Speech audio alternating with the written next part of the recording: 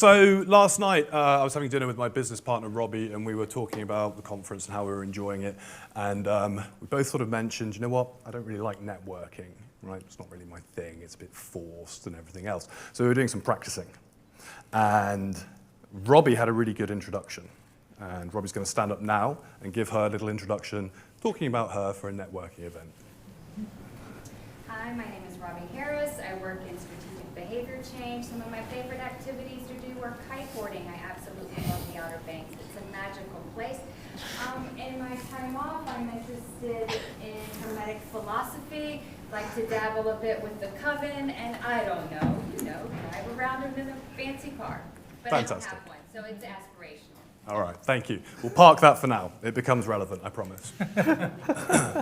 Okay, so we have a couple of sort of opening contentions. Alternative and counter, maybe counter, narratives are necessary but insufficient in achieving project effect. Changing attitudes can be done more effectively with psychosocial tools, which can inform behavior change nudges and overcome barriers. Barriers to behavior change must be identified and overcome to maximize project effect. So let's try and figure out what that looks like. So let's imagine this is a kind of project continuum. You're starting at day one, and you have your objectives at the end of the project. Now, I'm not talking about the donors in this room, but some donors will have your objective be verbs such as inform, educate, persuade, socialize, publicize, etc., etc. Now, these can be totally valid objectives if they're leading to something else. But as a Stratcoms guy, these are pretty familiar for me, and they will often form sort of sub-objectives or things I want to achieve on the way to doing something else. So we start our target audience analysis, we run through our production, our dissemination, and our evaluation. Fantastic, good, okay. We've hit our target audience. They've had that light bulb moment, okay, and their attitudes are changed. Lovely. 500,000 Facebook views, fantastic. Everybody's well paid, goes home, tea and medals. Well, no. Because have those attitudes actually changed behaviors? Because 99% of the time when we're talking about programming, what we actually want to see is a change in effect, not just a change in somebody's head. So how do we get from attitudes changed to behaviors changed?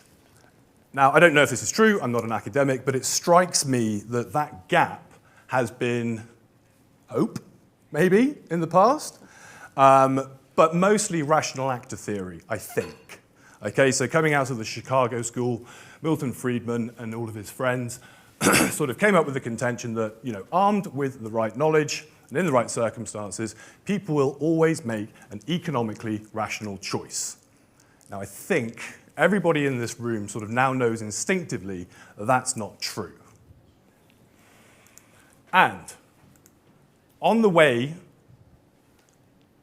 from changing attitudes to changing behaviors, we may also hit barriers to behavior change. Okay, so that's kind of like the framing for what I'm going to say.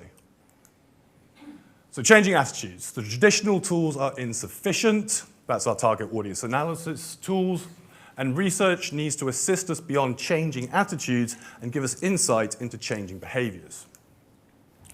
So, Robbie's well-practiced and ice-breaking introduction. Okay? Think about some of the things she said.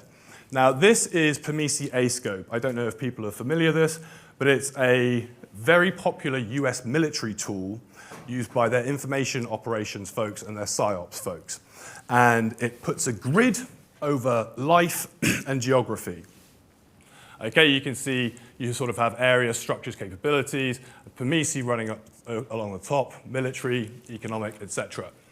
Now, in Robbie's introduction, which sounded very normal to us, apart from the witch's coven bit, we didn't hear Robbie talk about access to outside toilets.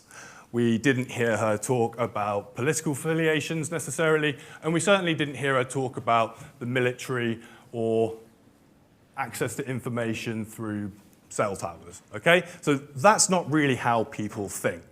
And this kind of applies to a lot of other target audience analysis tools as well. So if we take demographics, this was me having a little go at listing some things that you might look at when you're looking at demographics, okay? No surprises there for anybody.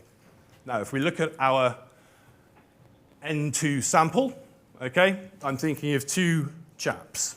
Now, both were born in 1948, both are male, both are white Anglo-Saxon, they both earn a lot of money. One of them went to secondary school, one of them has an MA. One of them, they are both employed, they're both divorced and then remarried. They have lots of staff and lots of castles. They live in the home counties, they're highly mobile. This kind of gives it away. One, they're both COE, but one is the head of the COE, the Church of England, and they both speak English. Anybody think who the two people might be? Okay, it's King Charles and Ozzy Osbourne. Demographically, these guys are almost identical. That's not useful for us if we're trying to change their behaviors or their attitudes, is it? So, where do we kind of go from there? Now, I'm not saying don't do demographics, and I'm not saying don't use Prometheus scope, but a psychosocial tool is much more useful, and this is kind of where we've moved towards. This model was developed by Dr. Dana Eyre, one of our partners. It's definitely not the only one. And some days I look at it and I think you could just change all of these titles to something else, but it kind of works for us. It also comes back to one of the points that we were making about the relationship between individuals and their communities. We contend that in general, individuals are made up of demands, desires, and disgusts, okay? In general, you can fit a lot of your emotions under those headings. The community around you is made up of narratives, networks, interests, and identities. Now, we try to look at our target audience both in terms of the individual and as a community. What we find is, if we maybe want to affect a demand or a desire or a disgust, our insertion point for a communications campaign or a behavior change intervention may actually come in the networks, the narratives, the interests, or identities of somebody. Because for a behavior to be performed regularly, it has to be socially permissible, right? And permissibility is made up of those four things in one way or another.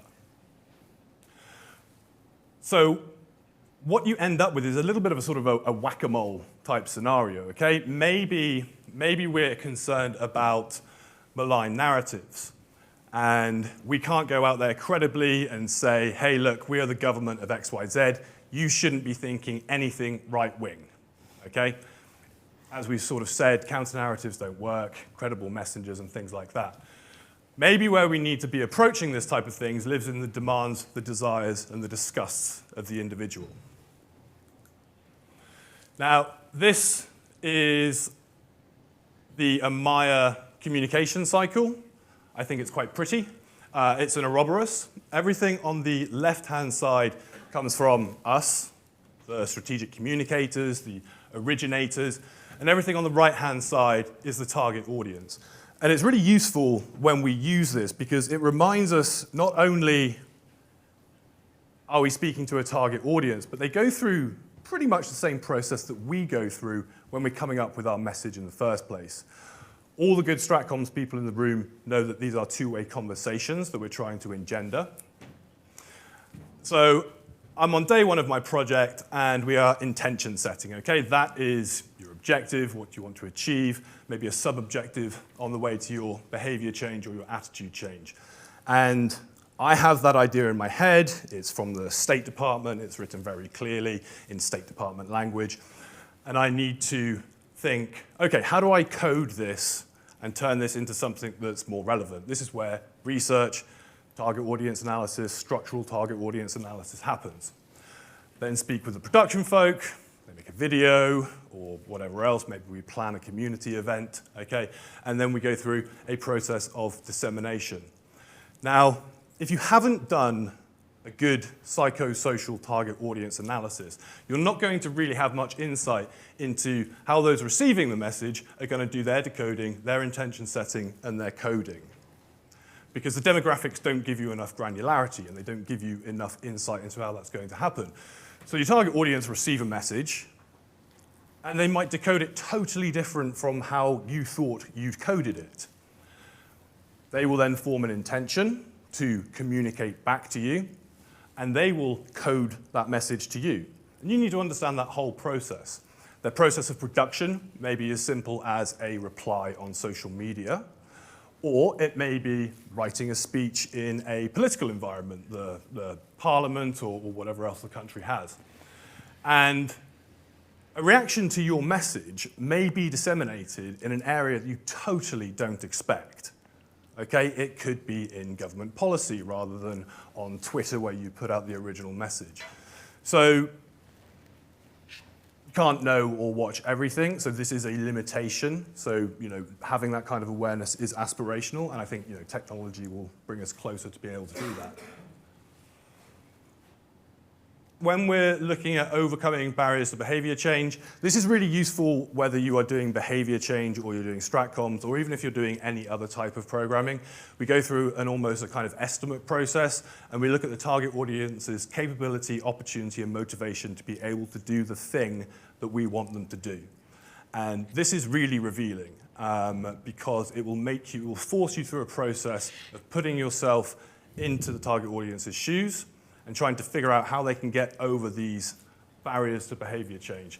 For example, if you want to run a counter-terrorist finance hotline, you're going to need to get over people's fear of reprisals by the insurgents.